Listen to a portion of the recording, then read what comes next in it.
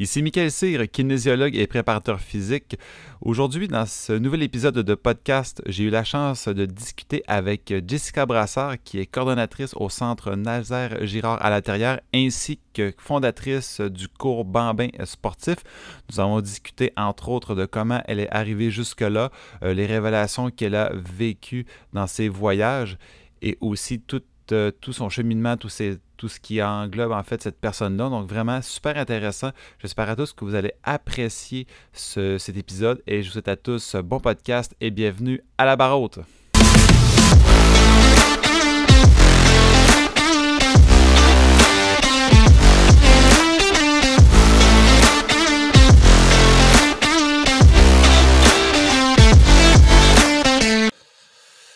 Je te remercie, Jessica, d'avoir pris le temps de me répondre et d'accepter mon entrevue que je voulais faire avec toi. C'est vraiment apprécié. Puis je voulais savoir, toi, comment ça va? Comment tu te sens face à cette zone d'inconfort que je te fais vivre?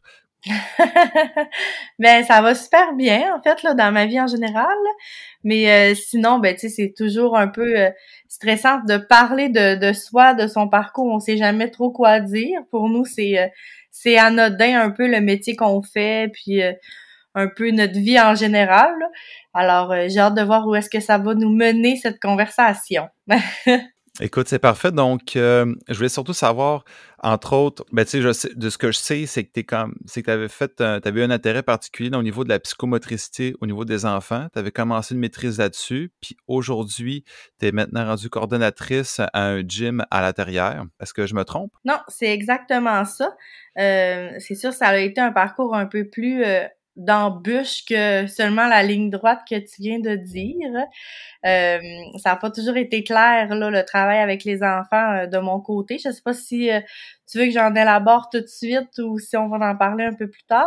Ben oui, écoute, vas-y, parle-moi un petit peu de ce qui t'a amené là, d'où c'est arrivé, quel a été ton intérêt par rapport à ça, puis pourquoi tu as choisi cette voie-là. Fait que vas-y, écoute, lâche-toi lousse. OK. Mais moi, en fait, là, j'ai fait ma réadaptation physique au cégep et de là a été que j'ai compris en allant faire un stage au Pérou que je voulais travailler avec les enfants. Ouais, tu me regardes avec un air surpris. Ouais, Un air surpris, un air intéressé, mais écoute, vas-y, parle-moi de ça. c'est ça. J'étais au Pérou. J'ai fait un stage de 5 semaines là-bas, puis on traitait des enfants. OK? Puis je me suis rendu compte qu'il y avait une détresse à ce niveau-là. Des enfants malades, des enfants avec des difficultés physiques. Puis je me disais, je peux pas croire que dans mon métier de thérapeute en réadaptation physique, qu'est-ce que j'étais en train d'étudier, que je pouvais pas travailler avec les enfants d'aussi proche, parce que c'est un acte qui est réservé aux physiothérapeutes. Puis moi, je suis en train de travailler avec, ben tu sais, pour être thérapeute en réadaptation physique.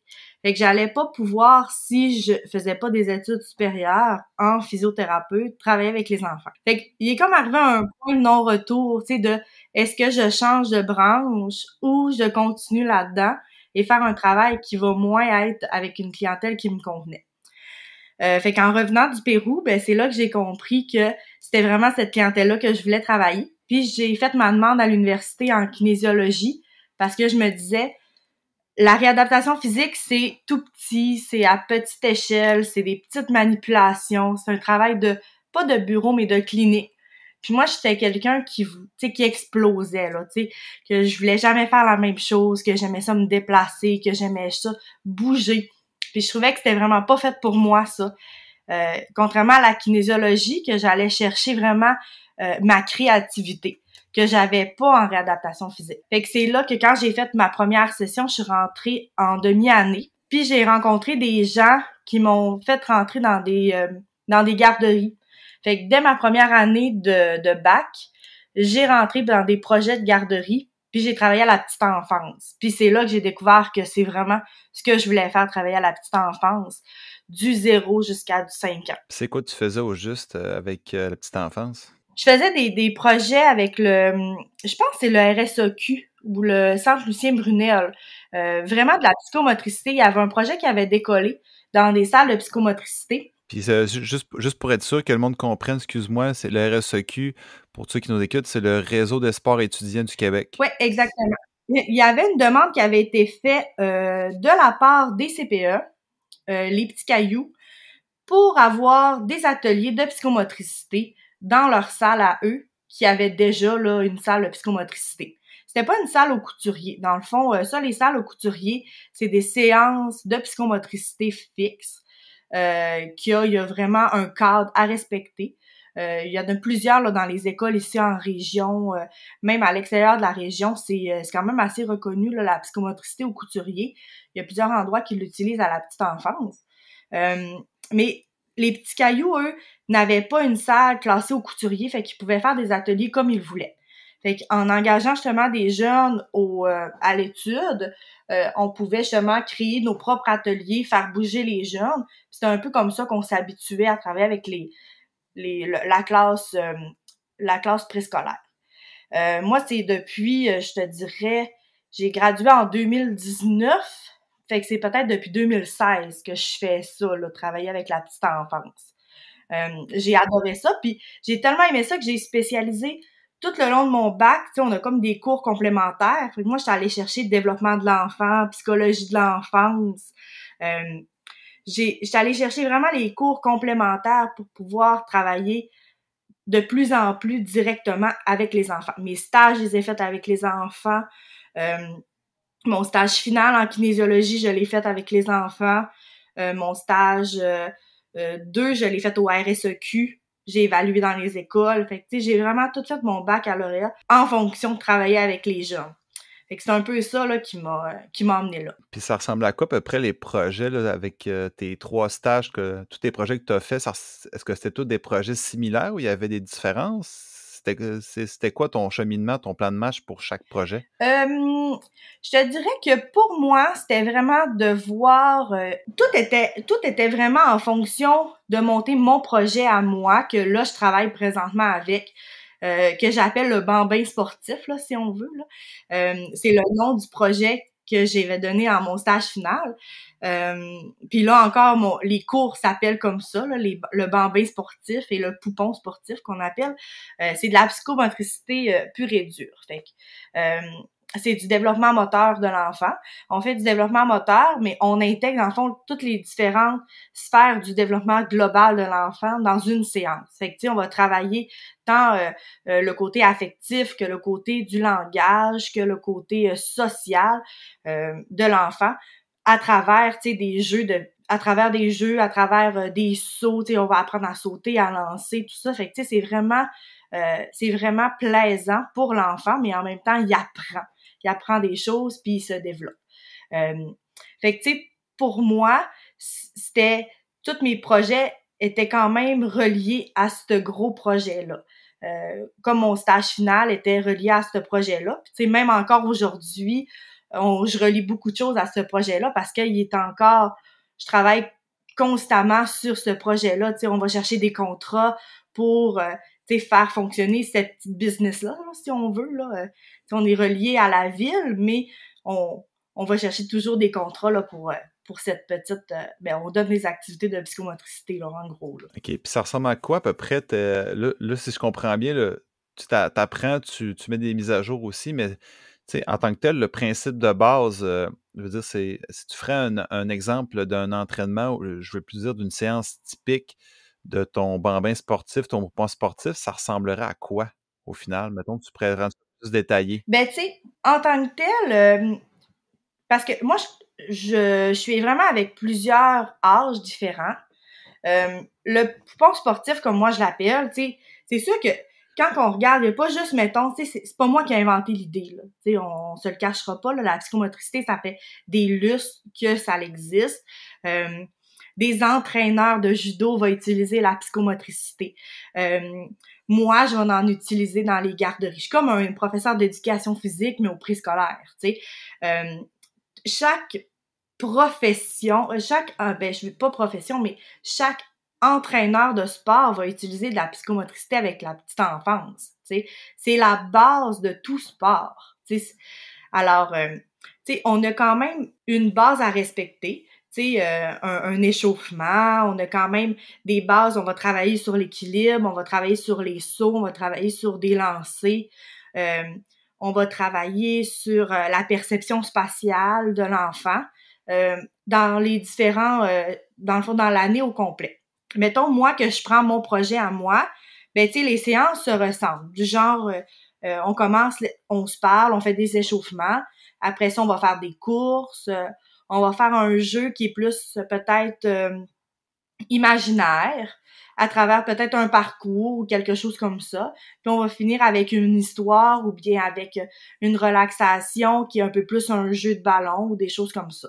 Fait que, tu sais, ça ressemble un peu à ça, là, notre type de séance, là, si on veut, avec du 3-5 ans. Mettons que je regarde avec en bas de, ben, mettons, du 6 mois jusqu'à 2 ans, ben, ça va plus être de l'exploration sensorielle. D'exploration, vraiment, tu sais, on découvre des hauteurs, on découvre des couleurs, on découvre des formes, on découvre des textures. Fait que, tu sais, c'est libre, c'est vraiment libre à l'enfant. Tu sais, tu vas le voir évoluer de semaine en semaine.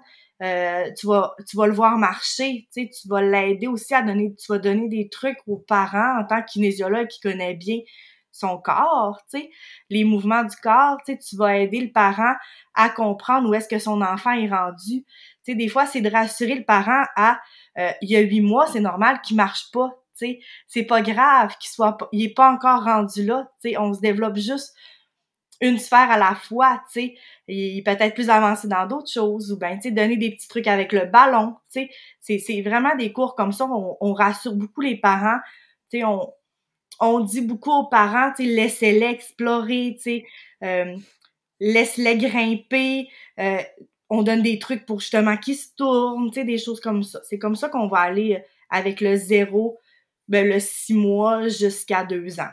J'aime beaucoup le principe aussi que c'est éducation en enfant, mais Ben aussi aux oui, parents, comme là tu le mentionnes. Puis effectivement, écoute, je prépare justement un épisode après toi par rapport, par rapport au DLTA, qui est le développement long terme de l'athlète. Puis ça, c'est beaucoup axé sur la compréhension pour les parents, qui est un système, je ne sais pas si tu as déjà entendu parler, mais c'est sur 7 étapes. Bref, je n'irai ouais, pas trop là-dessus, mais on se rend compte que pour le développement de l'enfant, c'est beaucoup la compréhension au niveau des parents. Puis, tu sais, puis encore là, ils font rien, c'est pas qu'ils font de quoi de mal, mais c'est juste que des fois, il y a des petites compréhensions, des petites choses qui sont plus ou moins acquises. Puis écoute, on veut toujours bien faire. Puis c'est vraiment, on veut pas vraiment non plus dire que vous faites pas bien à non, c'est l'affaire. ça, on le dit pas. Puis moi, j'ai expérimenté parce que, tu sais, ça fait depuis, on s'entend 2016 que j'en donne aux enfants, là, des cours comme ça. Ben, ce cours-là, ça fait depuis 2016.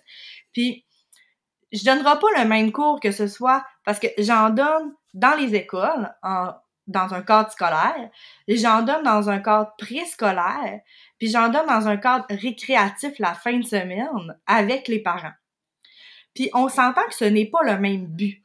J'irai pas chercher les mêmes objectifs non plus dans un cours avec les parents qu'avec dans un cours à l'école, tu sais. On va aller travailler d'autres on a d'autres objectifs, tu sais, je vais être plus pointilleuse sur des cadres scolaires ou bien des classes en garderie, en CPE, qu'avec les parents, que là, on est dans le récréatif. On vient s'amuser en famille la fin de semaine. C'est pas grave que ton petit frère William court partout pendant que toi, pendant que toi, tu fais le parcours. C'est pas grave que ton petit frère Georges, il part avec les cerceaux, tu sais. On y explique aussi à ton petit frère qu'il faut qu'il les laisse là, les cerceaux.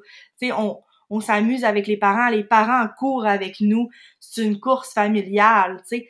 On intègre vraiment les valeurs familiales puis le volet social. Avec les poupons aussi, tu sais, quand c'est le volet la fin de semaine, ben c'est le fun aussi de voir les parents. Des fois, c'est des personnes justement qui ont 6 mois, des bébés qui ont 6 mois, qui ont jamais été en garderie. Fait que tu sais, ils apprennent à socialiser avec d'autres bébés. Ça aussi, c'est drôle de les voir aller. On dirait que c'est comme, eh mon Dieu, tu sais, je m'en vais voir mes amis, tu sais. Tu les vois agir dans leur comportement. Fait que le volet social du développement global de l'enfant est extrêmement, tu sais, utilisé dans les cours de psychomotricité comme ça, tu sais. Juste pour attends ton tour aussi, tu sais, on joue beaucoup là-dessus, puis on travaille beaucoup ça, là, le côté d'attendre. C'est important. Puis, non, effectivement, t'as raison. T'as raison. Écoute, je t'écoute parler, puis là, moi, je me rappelle toutes les étapes de 0 à 2 ans, mon garçon, comme quoi aussi, il faut, que, tu sais, des fois, en tant que parent, on essaie toujours d'aller un petit peu plus vite, puis il y a tellement des étapes à rattraper, plus, tu sais, encore 6 mois, 8 mois, il marche pas encore, c'est pas normal, nanana. Puis on le sait que c'est, tu sais, en tant que professionnel, puis ma conjointe aussi, qui est très forte là-dedans, on le sait ça, mais des fois, il y en a toujours un qui aimerait ça que ça aille plus vite, puis tout, puis c'est vraiment une question de patience, c'est incroyable Oui, aussi, là. puis tu sais, il y en a qui sont inquiets, tu sais, même dans les CPA, on en voit toujours, tu sais, des gens qui nous questionnent. « Ah, tu trouves-tu ça normal qu'à cet âge-là, ils sautent pas les 2 pieds collés? Ah, tu sais, tu trouves-tu ça normal, tu sais, qu'ils sautent pas à cette hauteur-là? Ah, ben, gars, on va le pratiquer. Ah, ben, est-ce que tu sais s'il fait une pirouette à cet âge-là? Ben, gars, on va le pratiquer. Ben, en un cours, les enfants sont capables. Tu sais, c'est parce qu'ils ont jamais été pratiqués à le faire. Fait que, tu sais, des fois, quand les enfants sont pas confrontés à faire quelque chose, ben, on peut pas voir l'évolution, tu sais. Fait qu'avec des cours de psychomotricité, ben, ça permet à l'enfant de bouger, puis ça permet à l'enfant aussi de développer son corps au mouvement. Pour à l'école, ben, dans les cours d'éducation physique, c'est plus facile d'écouter un autre professeur, c'est plus facile, tu sais, c'est niaiseux, mais juste écrire, tu sais, la latéralité, lancer, la précision, tu sais, tout ça, le cadre d'une feuille, tu sais, on est capable de reproduire ça avec, tu sais, nous, en psychomotricité. Ben, tu sais, je dis en psychomotricité, mais tu sais, en éducation physique aussi, c'est la même affaire. C'est juste que quand on le fait au préscolaire, la plupart du temps, on appelle ça de la psychomotricité. Fait que on travaille beaucoup ça avec du présco, là. Puis, mais tu sais ça, tu mentionnes beaucoup la notion de transfert par rapport à des petits jeux comme ça. Puis effectivement, tu sais, faut pas toujours. Des fois, comme tu dis, c'est toujours plus facile quand, dans un certain âge, tu fais de quoi qui peut paraître pas spécifique, comme tu dis, comme écrire sur une feuille, mais souvent, c'est des petites notions. Puis, effectivement, tu sais, comme ça, tu sais, moi, je fonctionne beaucoup plus avec avec des adultes, en fait, puis des athlètes. J'ai déjà été avec des athlètes adolescents, fait que, tu sais, ces notions-là, je les ai plus ou moins pratiquées, fait que je trouve ça vraiment intéressant que tu le mentionnes parce que ça me fait prendre conscience aussi de comment ça peut partir très tôt aussi, juste des petites affaires qui fait que ça peut rendre ça beaucoup plus facile. Puis là, c'est ça. Là, j'ai su aussi que après ton bac, t'étais allé en maîtrise aussi, pour le même sujet. Est-ce que tu voudrais un petit peu en parler? Est-ce que voir comment s'est passé, en fait, comment s'est passée ta transition, ta réflexion? Ben, la psychomotricité, c'était quelque chose pour moi qui m'intéressait vraiment beaucoup, tu sais, comme on a pu le constater là, avec le parcours que j'ai. Ça fait une partie intégrale de ma vie, là. Tu sais, je travaille comme kinésiologue temps plein, 40 heures semaine, puis la moitié de mon temps, je le passe en CPE, garderie familiale et dans les écoles primaires. Je vois c'est difficile d'aller, mettons, tu prends une garderie puis tu leur demandes, est-ce que vous faites de la psychomotricité ou bien est-ce que vous faites du sport dans votre journée? La plupart du temps, c'est non. Tu sais, ils vont aller jouer dehors, oui, mais pas des cours de sport, tu sais, précisément ça. Fait que, tu sais, moi, dans mon projet de maîtrise, ce que je voulais faire, c'était répertorier justement tout ce qui était par rapport au développement, tu sais, l'emphase que les gens avaient en garderie sur le développement global de l'enfant.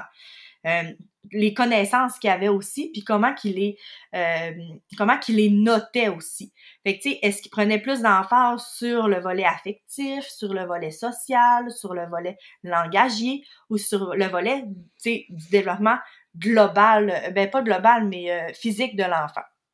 Fait que, tu sais, peut-être que ça aurait sorti que le développement moteur de l'enfant était super haut, puis que, justement, les garderies auraient vraiment misé beaucoup sur le développement global, sur le développement moteur. Mais peut-être que ça aurait été une infime partie. C'est ça que je voulais comme regarder. Mais la COVID est arrivée. Sur 40 demandes que j'ai envoyées dans les garderies ici au Saguenay, j'ai eu 7 demandes qui ont été retournées négatives, comme de quoi que c'était impossible pour eux de me prendre parce que les conditions actuelles étaient un peu plus difficiles. Ce qui était très comprenable, tu sais, avec les masques, tu sais, les interdits de visite, tu sais, ça a été vraiment, vraiment difficile. J'ai refait 1 an après, tu sais, moi, j'ai continué à faire mes recherches et tout sur le sujet. 1 an après, j'ai refait une demande sur encore les 40 milieux des garderies ici en région. Et encore une fois, j'ai eu une seule réponse, puis c'était encore une réponse négative. Mais on était encore en pandémie, avec les restrictions. Alors là, j'arrivais à un point que je pouvais plus faire la maîtrise, à savoir justement, tu sais, noter comme je le voulais avec une maîtrise clinique. Il fallait que je fasse une maîtrise qui était plus d'ordre, comment qu'ils appellent ça, plus écrite, là, tu sais, de recherche, c'est ça. Une maîtrise plus recherche. Puis ça me rejoignait moins moi. Tu sais, à savoir aller chercher dans les livres tout ce qui était déjà arrivé ou des choses comme ça. Moi, je voulais vraiment plus aller voir sur le terrain. Puis là, j'avais de plus en plus de demandes en région. J'avais approché beaucoup de milieux familiales, de CPE, de garderies privées, que eux autres acceptaient mon projet à moi, personnel, type professionnel, de bambin sportif, comme j'appelle, que eux m'acceptaient de faire mon projet. Fait que là, je me suis décidée que je me consacrais complètement à mon travail là, de ce côté-là. Puis j'ai décidé de mettre la maîtrise de côté là, pour laisser la chance à quelqu'un d'autre peut-être de reprendre le projet. Puis à quoi ça. Puis là, justement, tu me parles des refus. Mais je pense que tu as dit 7 refus pour ce qui est de la première fois. La deuxième fois, c'est une fois. Donc, ça en termes de maîtrise, ça comporte quoi au juste? Parce que ce que je comprends, ça a dû avoir joué un facteur aussi. Donc, j'aimerais ça que tu m'en parles un peu. Ben, dans le fond, les refus, c'était pour moi, si j'avais aucun milieu qui m'acceptait dans leur milieu, ben, je pouvais pas aller récolter des données. Fait que, alors, tu sais, je pouvais pas faire physiquement ma collecte de données, alors j'avais aucune chance de pouvoir faire ma maîtrise, tu sais, aller chercher des données pour euh, analyser, analyser justement les garderies de la région, puis tu sais, faire un projet de recherche avec ça, tu sais. C'est bon. Puis là, avec ton projet, si je veux bien comprendre aussi avec les bambins sportifs, ça, c'était vraiment, là, c'est vraiment là ce que tu as pu, disons, l'exploiter un petit peu plus, mais ça, c'était vraiment au début en tant que tel. Mais vu que tu étais en 2019, fait que là, tu avais continué, puis là, ça a embarqué, ça a embarqué, ça a embarqué. Puis là, au final, comment ça s'est déroulé, cette partie-là, avant où ce que tu es rendu aujourd'hui? Ben, au départ, le plus gros des défis, c'était j'avais 2 milieux de garderie pour le projet. C'était ça. 2 milieux qui venaient au centre faire les ateliers. Les 2 garderies avaient peut-être 5, on va dire 6 jeunes chaque. Alors, on avait 12 jeunes en tant que tel. Là, en ce moment, j'ai même pas fait, je vais me sortir une petite feuille pour voir combien, j'ai jamais calculé combien que je touche de jeunes présentement. J'ai jamais OK. fait le calcul. Je sais même pas si j'ai une feuille proche. Je pense que ça vaudrait la peine qu'on fasse le calcul. Écoute, vas-y, lâche-toi lousse. Ouais, ben je vais aller chercher une petite feuille, 2 petites secondes. Fait que là, tu me disais que tu étais à 12 personnes, à 12 enfants quand tu as commencé, puis là, approximativement, tu te rends combien aujourd'hui? Ben là, j'avais juste 2 milieux quand j'ai commencé à 12 enfants. Là, je suis rendue à 1, 2, 3, 4, 5, 6, 7, 8, 9, 10, 11, 12, 13. J'ai 13 milieux. OK? Là-dessus, j'ai 1, 2, 3, 4, 5. J'ai 5 CPE. Fait qu'on s'entend que, ben, tu sais, des garderies subventionnées, en fait, là, garderies privées subventionnées. Fait qu'ils ont 5 groupes chaque. Fait que 5 groupes chaque, environ 10 enfants. Fait que 50 enfants fois 5. Fait que c'est 250 enfants que je vais toucher. Plus les autres, 1, 2, 3, 4, 5 fois 6 environ. Fait que 30. Fait que je touche à peu près 280 enfants. Puis tout ça, c'est quasiment par 2 semaines parce que je les alterne aux semaines. OK. Là. Fait que, tu sais, c'est beaucoup, là. Tu sais, dans un mois, je les vois toutes. Je les vois toutes 2 fois.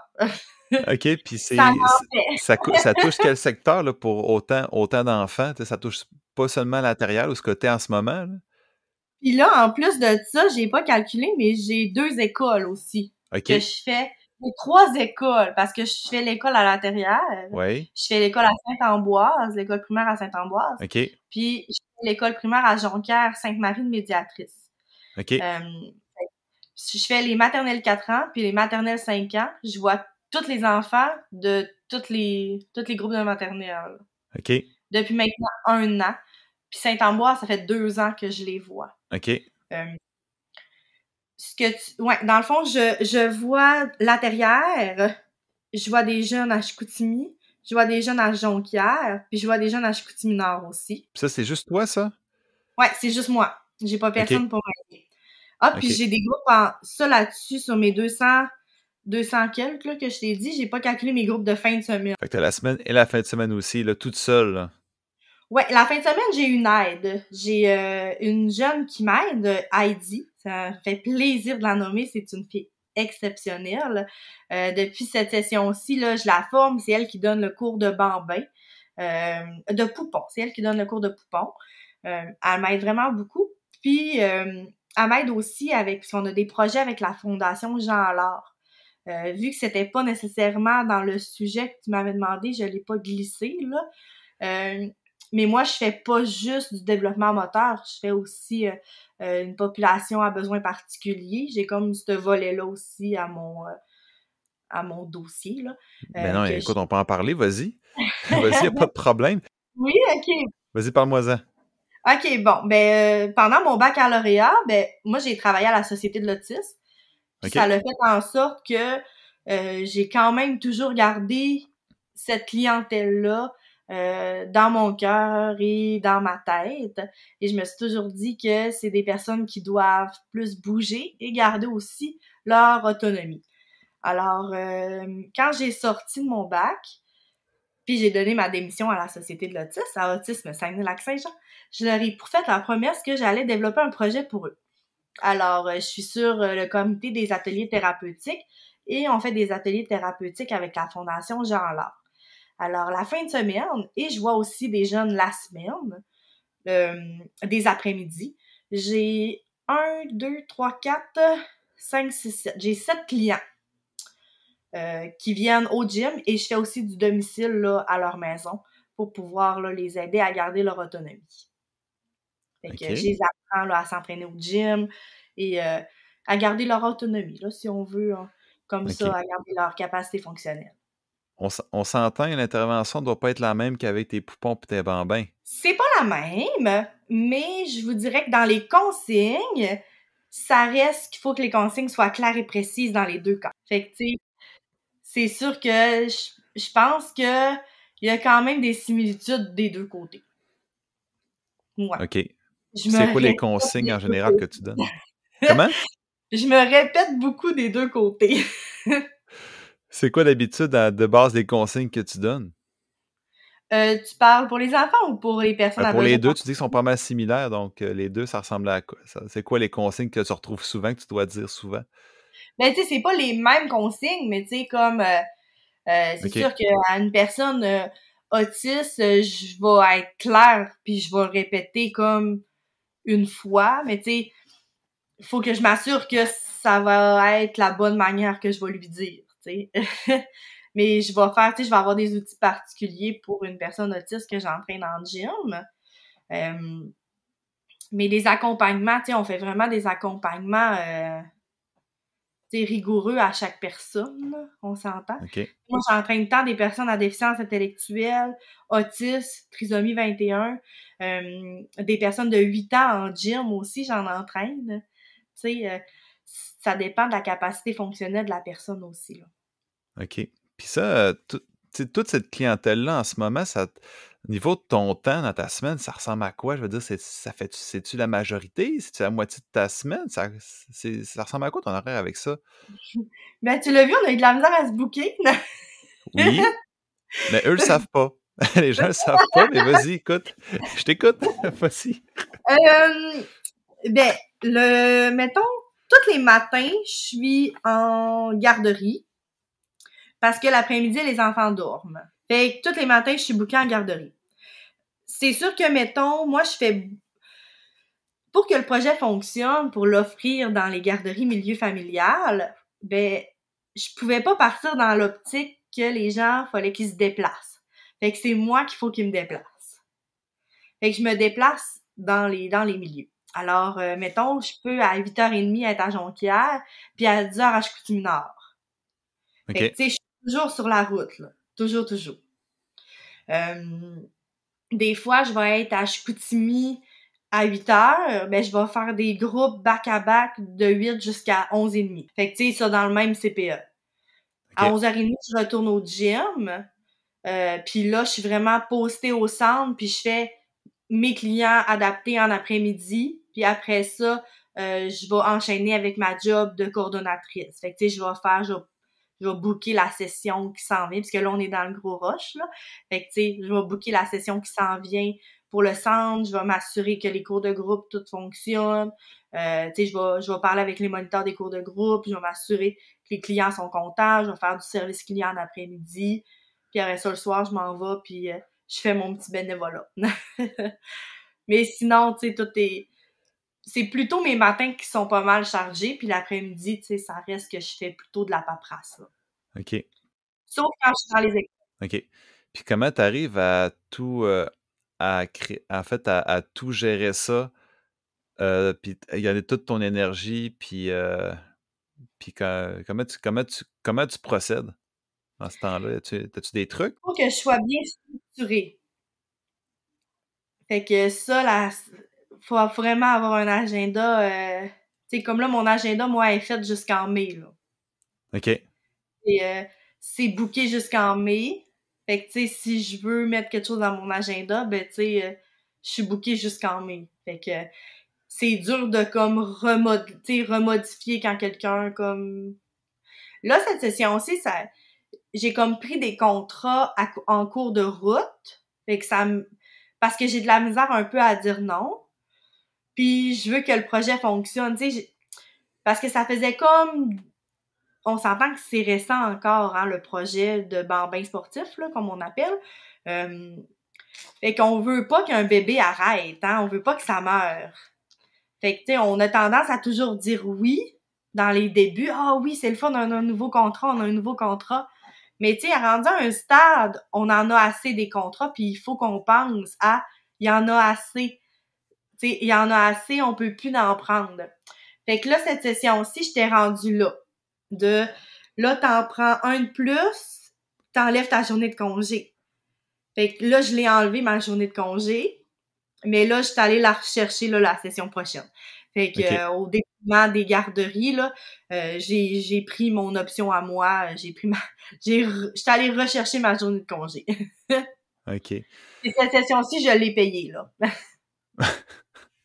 Ça a été rough.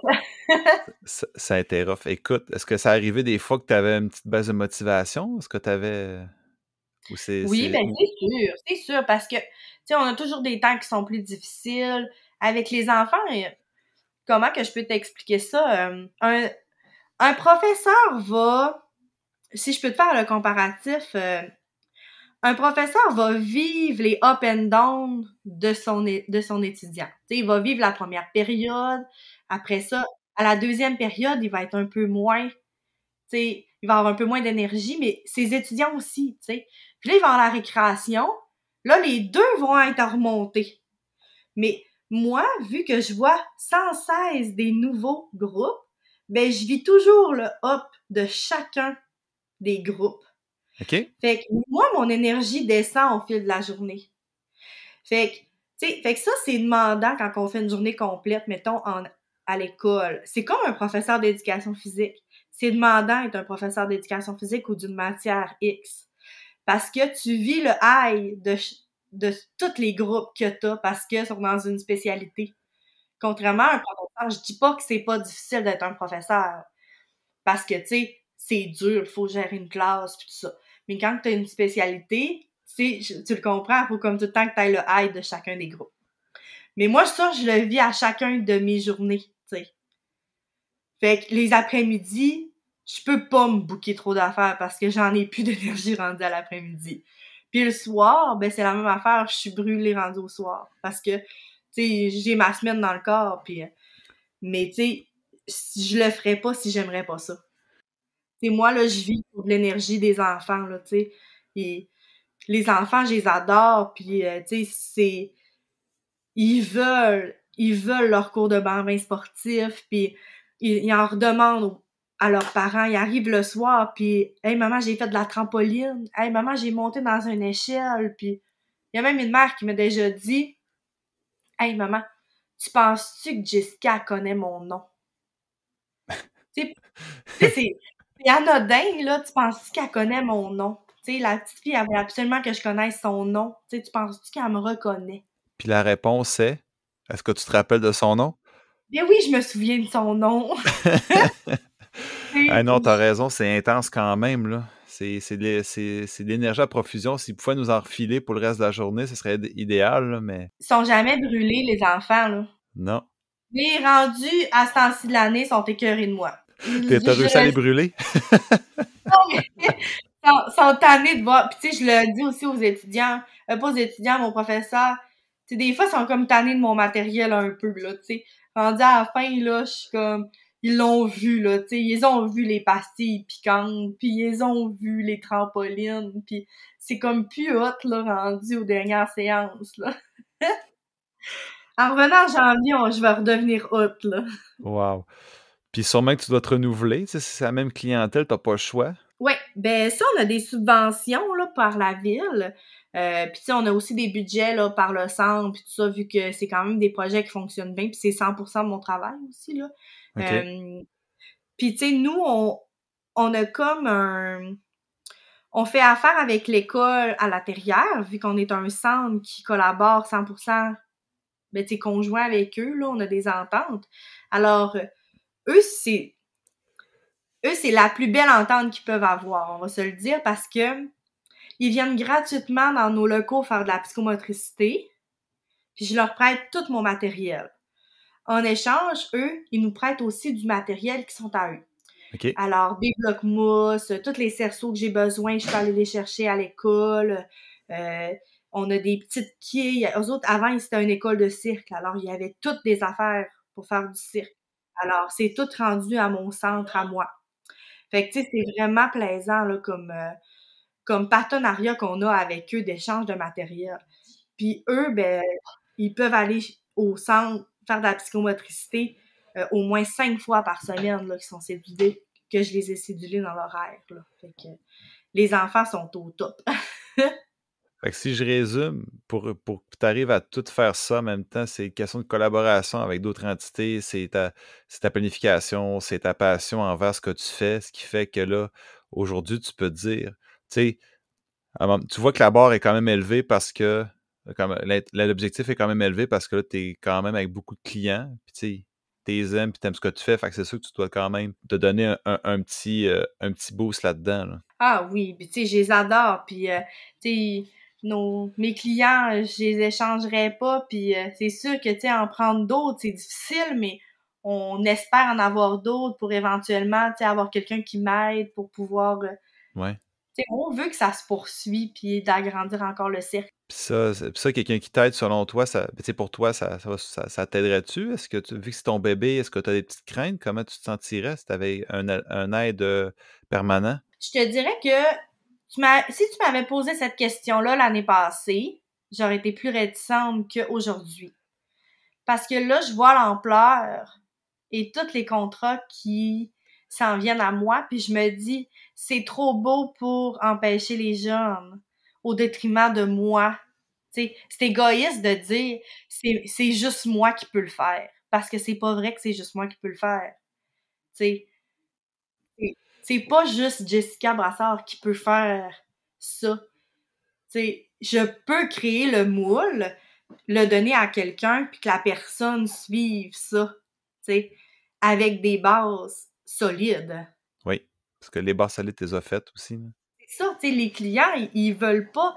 la psychomotricité faite par Jessica Brassard, c'est pas ça qu'ils veulent. Ils veulent que les enfants bougent dans un cadre récréatif avec du matériel de psychomotricité. C'est ça qu'ils veulent. C'est ça la demande. La demande, c'est pas moi. Puis ça, peut-être v'là un an, je l'aurais pas compris. Parce que j'étais trop accrochée à mon bébé, comme tu dis, tu sais. OK. Au projet du bambin sportif. Mais là, OK. je le vois pas de la même manière. Un gros cheminement, quand même. Ben oui, puis je pense que, tu sais, chaque personne qui a un projet comme ça doit l'avoir son cheminement. Puis je pense que mon Alpère a dit, en lui donnant aussi un de mes cours, puis en voyant que le cours marche aussi bien, ça aussi, ça l'aide.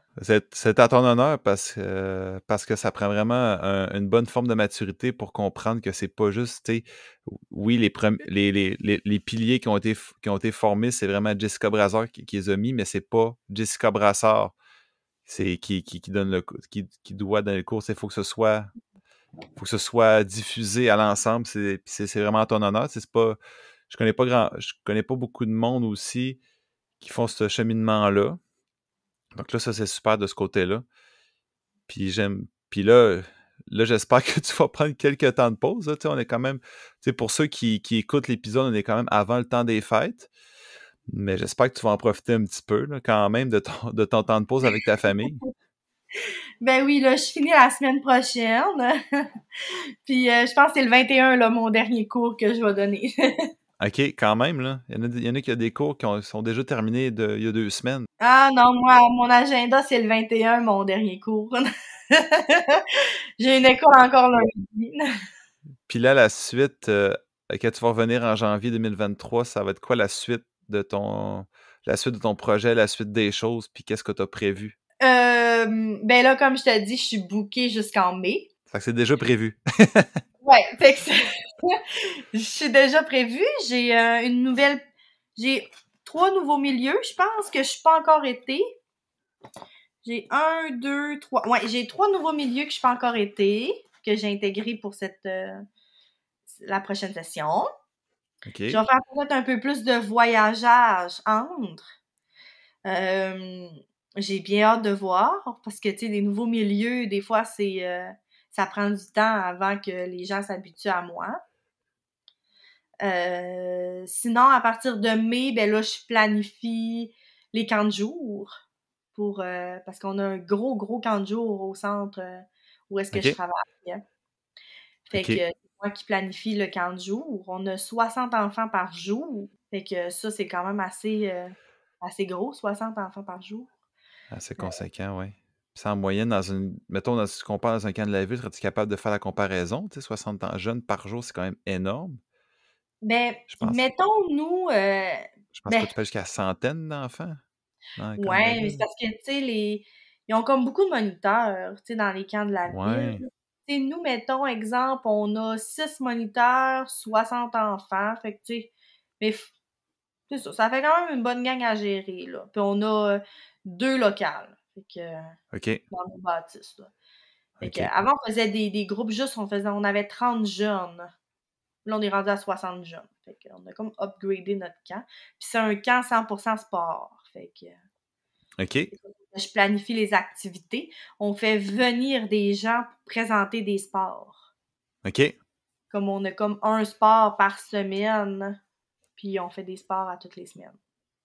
OK. Fait que ça Vraiment aussi, intéressant. c'est pour inciter les jeunes à faire du sport. C'est ça notre mission, nous. Oui. Le sport, il y a juste ça de vrai. Ah, c'est vrai. Non, Ça, non, mais ça, il faut le résumé bouger. de tout ce que. Hein? Il faut bouger. C'est ça qui est important. Écoute, hey, je te remercie beaucoup de ton temps, Jessica. C'est vraiment super intéressant. Puis j'espère ne pas trop t'avoir stressé par rapport à à l'entrevue. J'espère que de ton côté, ça a bien été puis que tu as apprécié le moment, que j'ai pas été trop difficile dans mes Mais questions. non, puis moi j'espère une chose, c'est que euh, les gens qui ont écouté ton podcast, je sais pas si je l'ai dit comme il faut le mot là, Très bien.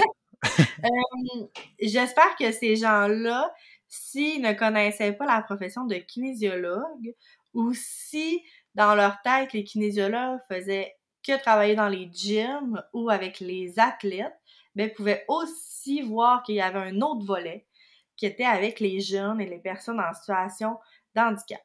Parce que c'est très rare qu'on voit des personnes travailler avec les jeunes, des kinésiologues. Il n'y en a pas beaucoup au Québec. Ou sont très cachés. Mais c'est un volet qui est très important de faire bouger les jeunes, puis aussi de faire bouger les personnes à besoins particuliers. Puis c'est pas vrai que tous les kinésiologues se cachent dans les gyms. Fait que c'est ça qui est important de l'entendre. Je te remercie beaucoup. C'est une très belle conclusion, effectivement. Fait qu'écoute, je Bonne te souhaite soirée. une bonne... Comment? Bonne soirée! Bonne soirée. Fait que fais attention à toi, puis au plaisir de te reparler dans le futur. Parfait, merci!